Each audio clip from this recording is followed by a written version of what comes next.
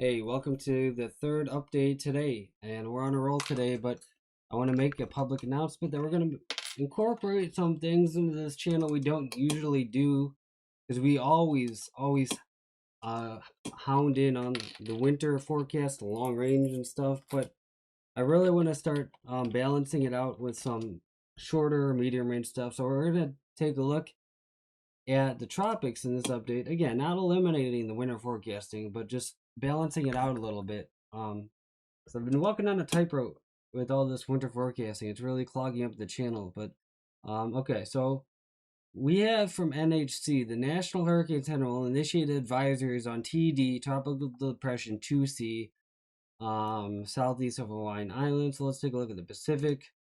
Again, we have Layla, very strong still, but it's probably forecasted out to sea. Let's check that out. Yeah, it is.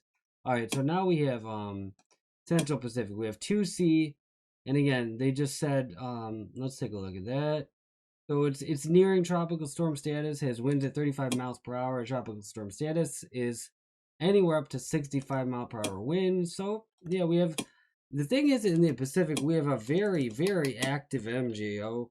Let's take a look at that. NOAA MGO. And again, like I say, I always review things just to hammer them and chisel them away so that I get them in your head. We have a lot of energy in the equatorial Pacific this year because of the super El Nino developing. Will it be stronger than the 1998 El Nino? It's hard to say because it hasn't happened yet, but I think it has a very strong chance of happening.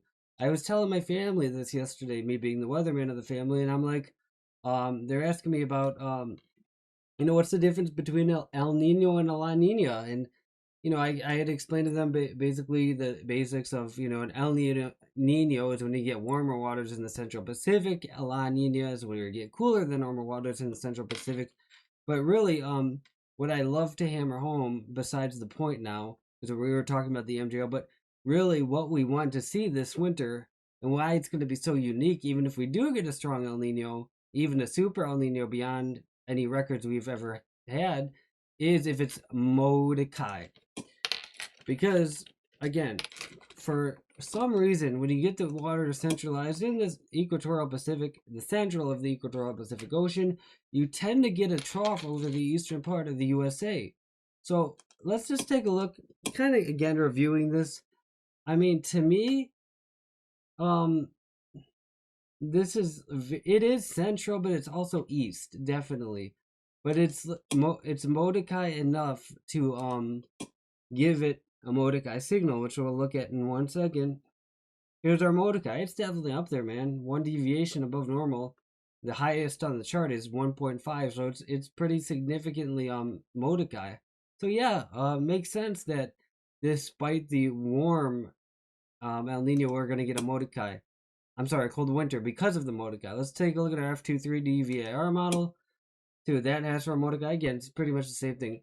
The one thing I want to close off on is all the models have been in very nearly perfect alignment this year, which has made it very easy for me to make a solid, consistent, progressively steady call on the winter forecast, or at least what I believe will be the winter this year. So that's helped me out a lot. So just a brief little update.